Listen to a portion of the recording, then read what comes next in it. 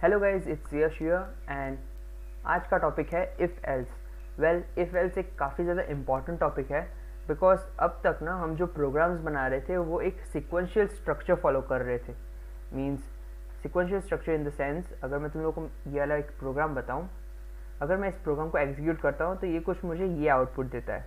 Okay, मैंने इस programme में system.out.println का यूज़ करके 1 2 3 4 5 जो है वो प्रिंट करवाया अलग अलग लाइन्स में।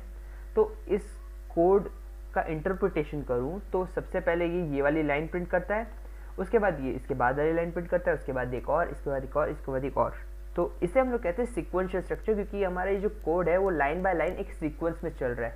ओके, लेकिन अगर हम लोग इफ़ एल्स यूज़ करने लगे तो हमारा जो कोड है ना वो या तो यूज़र के कोई इनपुट पे या तो कोई कंडीशन पे या कोई कैलकुलेशन के ऊपर जो है अलग अलग तरीके से चलेगा। मतलब अगर वो कैलकुलेट करे तो सबसे पहले वो 1 भी प्रिंट कर सकता है, उसके बाद शायद वो 4 प्रिंट करे, एंड इस तरह से वो एक अलग अलग लाइन में चलेगा। वो कोड को स्किप कर सकता है, लाइन को स्किप कर सकता है, एंड ऐसी बहुत सारी चीज़ें कर सकता है। ओके, तो ऐसे मैं तुम लोग को बताने जाऊँगा तो शायद तुम्हें ना भी पता चले, बट ठीक है। अभी हम लोग जो जाने वाले हैं सिक्वेंशियल स्ट्रक्चर से एक डिसीजन स्ट्रक्चर पे जाने वाले हैं। अब डिसीजंस हम लोग भी काफ़ी ज़्यादा लेते हैं। जैसे मैं तुम लोगों को बताऊँ, मेरे आज सुबह का रूटीन, तो मैंने आज सुबह सोच रखा था कि अगर मेरा ऑनलाइन लेक्चर हुआ, इफ़ ऑन लेक्चर है, अगर है तो मैं उसे अटेंड करूँगा, अगर नहीं है सो एल्स इफ मेरे असाइनमेंट्स हैं, अगर हाँ असाइनमेंट्स हैं तो मैं उन्हें कंप्लीट करूँगा, अगर असाइनमेंट्स भी नहीं है तो एट द एंड एल्स मैं एक यूट्यूब वीडियो बनाऊँगा। Okay, so you can see the time, it's 11 at night. तो तुम लोग समझ सकते हो कि मेरे ये दोनों ही चीज़ें होगी। इसके लिए एट द एंड मैं आज ये यूट्यूब वीडियो बना रहा हूँ। सो इस तरह से हम लोग भी हमारी लाइफ में डिसीजन लेते हैं, और इसी तरह जो है हमारा प्रोग्राम भी अभी डिसीजन लेगा। So as we all know कि जावा के जो भी कीवर्ड्स होते हैं उन सब के एक अलग अलग सिंटैक्सेस होते हैं। जैसे हम लोगों ने ये देखा था कि वेरिएबल डिक्लेरेशन का भी ये सिंटैक्स है, और मेथड डिक्लेरेशन का ये सिंटैक्स है, मेथड डेफिनेशन का, सॉरी। तो उसी तरह जो है इफ़ एल्स का भी एक अलग ही सिंटैक्स है।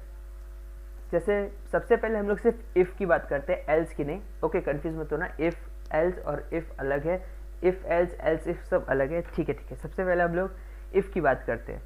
इफ़ का कुछ इस तरह का हमें सिंटैक्स देखने को मिलता है, जिसमें ये इफ़ है, इसके बाद ब्रैकेट्स हैं जिसके अंदर हम लोग एक कंडीशन स्पेसिफाई करते हैं, और फिर ये स्कोप्स हैं। स्कोप मतलब जो हमारा इफ़ है उसकी बॉर्डर्स, इसके अंदर हम लोग जो भी स्टेटमेंट लिखेंगे वो एग्जीक्यूट होगा अगर ये जो कंडीशन है मेरी वो स्पेसिफाई हो जाती है। सेम वे मैं अगर इसमें बताऊं तो इसको तुम लोग ऐसा कर सकते हो, इफ़ इसके अंदर ये अगर लेक्चर है तो फिर ये जो है अटेंड का ये वो एग्जीक्यूट करेगा। तो ये कुछ इसी तरह वर्क करता है। तो मैं सिंपली तुम्हें ये बता रहा हूँ, लेकिन ठीक है हम लोग एक एग्जांपल भी देते हैं इफ़ कंडीशन का। Okay, so let's go. Just a quick reminder, हम लोग पहले एक क्लास बनाते हैं। सो पब्लिक क्लास, मैं इफ़ एल्स बना रहा हूँ, तुम लोग कोई भी नाम दे सकते हो क्लास को, ठीक है। तो इस तरह से हम लोग एक क्लास बनाते हैं, इसके बॉर्डर्स बनाते हैं कुछ इस तरह, ये जो कर्ली ब्रैकेट्स है इसके अंदर जो है हम लोग चीज़ें लिखेंगे, और हमारा जो प्रोग्राम है वो एग्जीक्यूट होना चालू होता है मेन मेथड से। और मेन मेथड को हम लोग लिखते हैं public static void and main, and इसके अंदर जो है हाल फिलहाल के हम लोग स्ट्रिंग एड्रेस लिख देते हैं। इसका भी एक डीप मीनिंग होता है जो हम लोग आगे देखेंगे, और इस मेथड के हम लोग स्कोप्स बना देंगे। ओके, तो अभी हम लोग जो भी लिखेंगे वो इसके अंदर लिखेंगे। सो हम लोग इफ़ का एग्जांपल देख रहे थे। तो फॉर एग्जांपल मैं एक प्रोग्राम बना रहा हूँ जिसमें मेरा जो वीडियो ख़त्म होगा तो मुझे है ना प्रिंट करवाना है,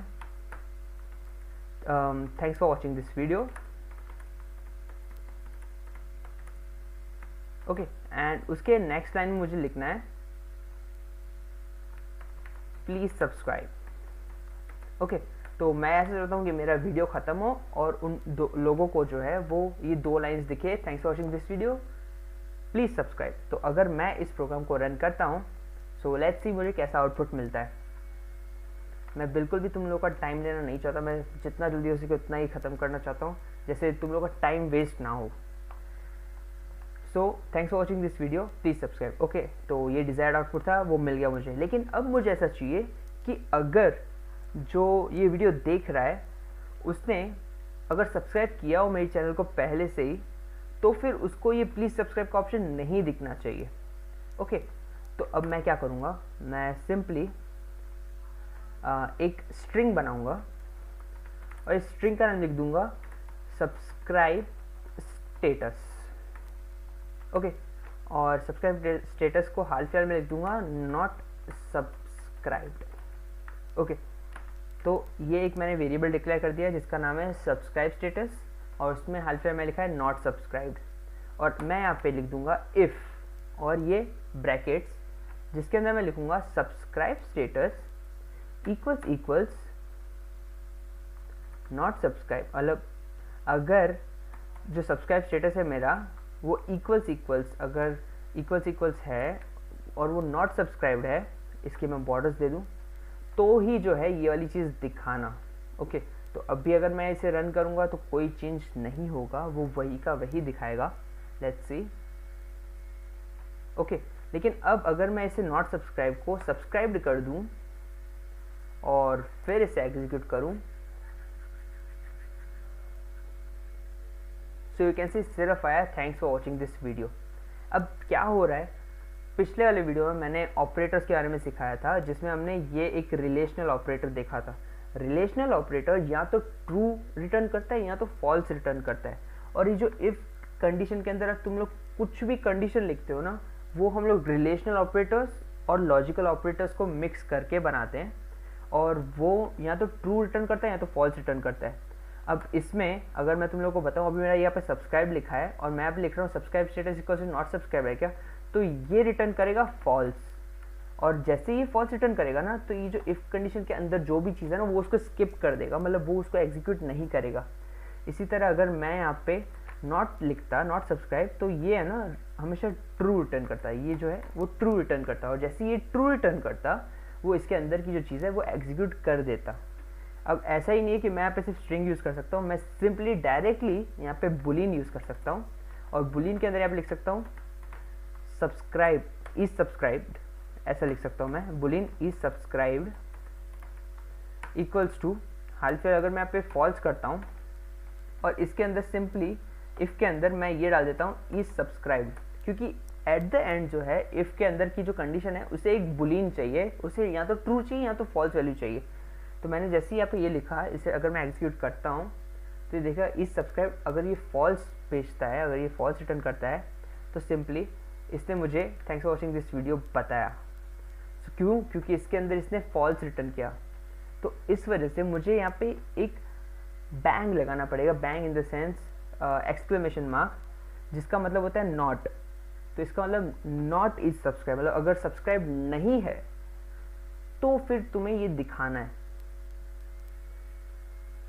आई होप कि तुम लोगों को पता चल रहा है मैं क्या बता रहा हूँ। यहाँ पे मैंने लिखा है is subscribe equals to false, इसका मतलब वो जो बंदा है उसने सब्सक्राइब नहीं किया है, तो अगर सब्सक्राइब नहीं किया हो तो ही उसे रिटर्न करना। तो यहाँ पे मेरा फॉल्स है, ओके, ऊपर मेरी वैल्यू फॉल्स है, और मतलब कि वो सब्सक्राइब नहीं किया है उसने, और अगर मैं इसे एक्सक्लेमेशन मार्क लगा देता हूँ तो इसका मतलब है फॉल्स का उल्टा, दैट इज़ ट्रू। इस वजह से अभी ये जो है मेरा प्लीज़ सब्सक्राइब आ गया। So it is what you can call if statement. अब आते हैं हम लोग एल्स, इफ़ एल्स स्टेटमेंट पे। तो इफ़ एल्स स्टेटमेंट भी इफ़ की तरह ही होता है। वेल मैं इसे हाल फिलहाल के लिए कट कर देता हूँ। इफ़ एल्स स्टेटमेंट जिसमें यहाँ पे नीचे बस एक एल्स ऐड हो जाता है। ओके, सो अब इस चीज़ को ही, इसी एग्जांपल को मैं अगर ऐसे करूँ, एल्स लिख दूँ एंड ये जो है इसे मैं एक्स करके यहाँ पे पेस्ट कर दूँ, तो अब ये जो प्रोग्राम है तुम लोगों को इजी लगे इसके लिए मैं आप से सब्सक्राइब स्टेटस यहाँ पे लिख देता हूँ। I don't think subscribe status equals to not subscribed. Okay, और अगर यहाँ पे इफ़ कंडीशन में ऐसा लिखूँ मैं subscribe status equals to not subscribed, okay, तो ये प्रिंट करेगा प्लीज़ सब्सक्राइब। और अगर ये कुछ और होगा तो ये एल्स में जाएगा। एल्स में हम लोग कंडीशन नहीं डालते, ये बात तुम लोग ध्यान रखना। मैंने इफ़ में एक कंडीशन डाली है लेकिन एफ में एक कंडीशन नहीं डाली है। Let's execute it.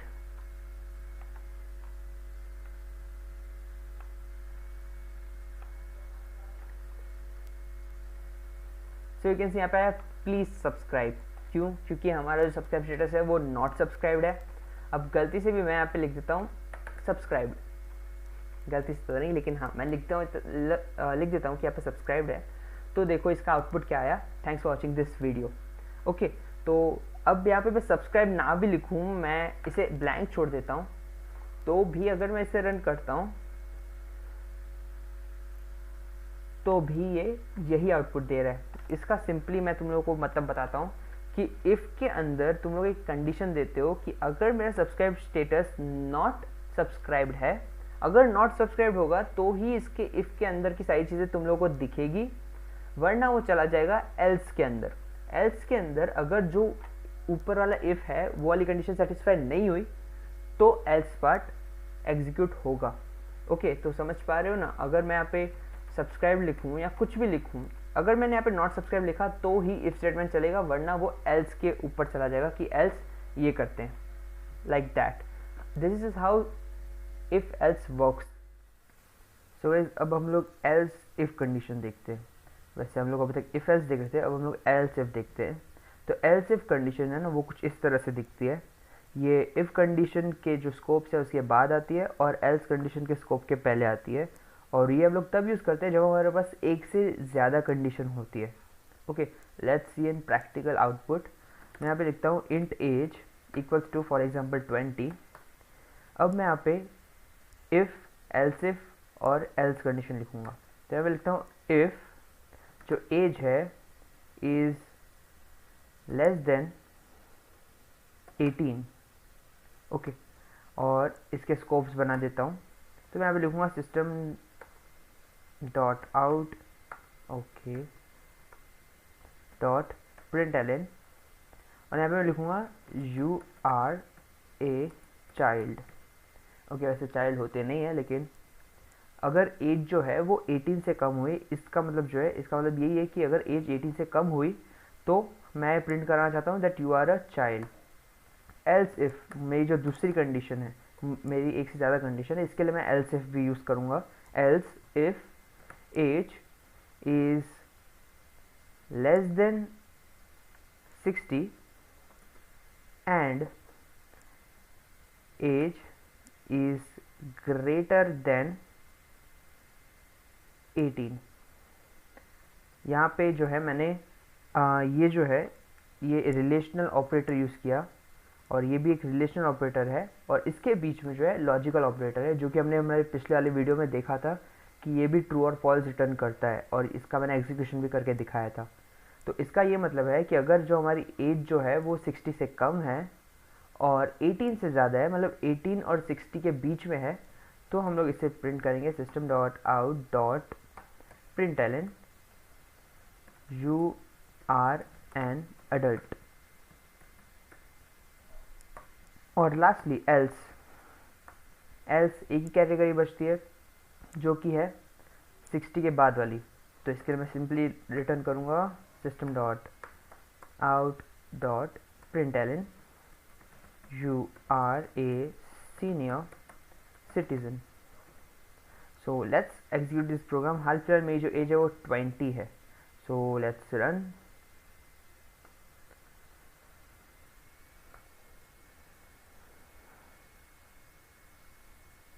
So you are an adult, क्योंकि मैंने एज जो रखी थी वो 20 रखी थी। इसकी जगह ही अगर मैं मेरी जो एज है वो 15 रखता और फिर मैं इस आउटपुट को एग्जीक्यूट करता,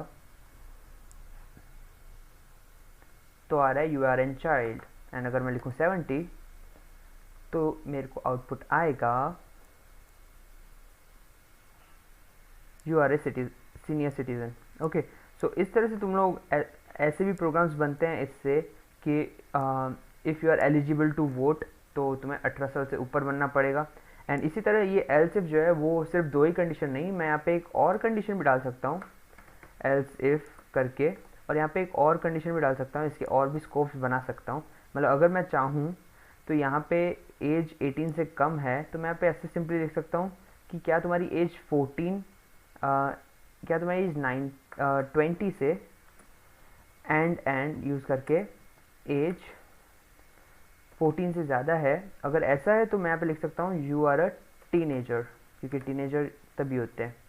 और यहाँ पे मैं कंडीशन डाल सकता हूँ अगर तुम्हारी जो एज है वो 14 से भी कम है तो you are a kid, you are a child.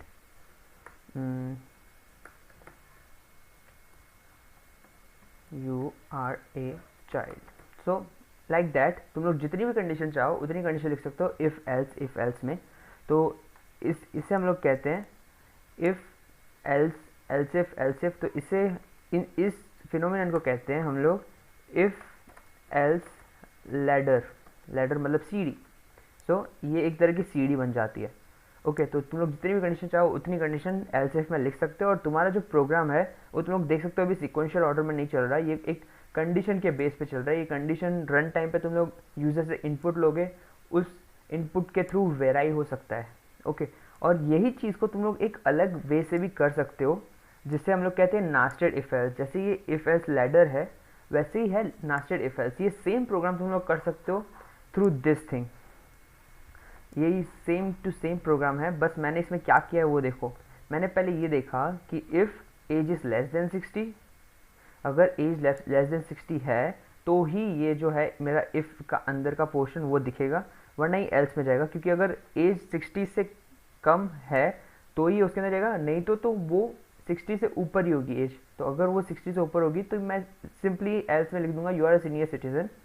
और इस इफ़ के अंदर मैं इफ़ एल्स कंडीशन डालूंगा जिसके अंदर अगर एज 18 से कम हुई मतलब कि वो चाइल्ड है, वरना तो फिर बचा 18 से 60 के बीच का ही फासला जो कि है यू आर ए एडल्ट। तो इस चीज़ को मतलब ये सेम प्रोग्राम है, मैंने यहाँ पे एल्स इफ यूज़ किया और यहाँ पे मैंने simply if else he use किया, और इसे हम लोग कहते हैं नास्टेड इफ़ एल्स। अगर मैं सिंपली कहूँ तो मैं इस नास्टेड को इंटरप्रेट करता हूँ इफ़ एल्स के अंदर एक और इफ़ एल्स। ओके तो नास्टेड का मतलब यही होता है कि हमारा जो इफ़ एल्स है उसके अंदर एक और इफ़ एल्स कंडीशन है। सो तुम लोग अपने लॉजिक के बेस पे ये चीज़ कर सकते हो, क्योंकि एक ही चीज़ करने के प्रोग्रामिंग के अंदर काफ़ी सारे अलग अलग वेज होते हैं। जैसे कि ये सेम प्रोग्राम मैंने पहले इसमें एल्स इफ बना के छोटे में बनाया, इसमें भी मैंने उसी तरह से बनाया, तो it's on your logic. Okay तो ये थी इफ़ एल्स कंडीशन, काफ़ी ज़्यादा इंपॉर्टेंट है, काफ़ी सारे प्रोग्राम्स में ये यूज़ होगी ही होगी क्योंकि ये काफ़ी ज़्यादा बेसिक है अभी। So thanks for watching this video. I hope कि तुम लोगों को समझ में आया हो if else. So I will meet you in my next video.